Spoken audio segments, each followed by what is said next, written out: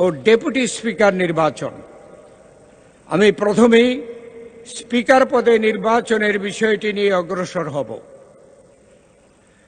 জাতীয় সংসদের স্পিকার পদে নির্বাচনের জন্য আমি একটি মাত্র মনোনয়নপত্র পেয়েছি। এই মনোনয়নপত্রে স্পিকার নির্বাচনের জন্য মাননীয় সংসদ সদস্য জনাব হাফিজউদ্দিন আহমদ বীর বিক্রম 117 ভোলা 13 এর নাম প্রস্তাব করা হয়েছে।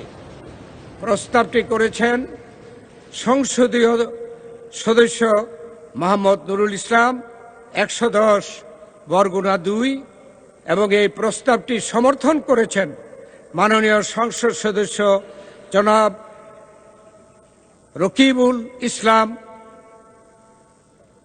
101 খুলনা 3।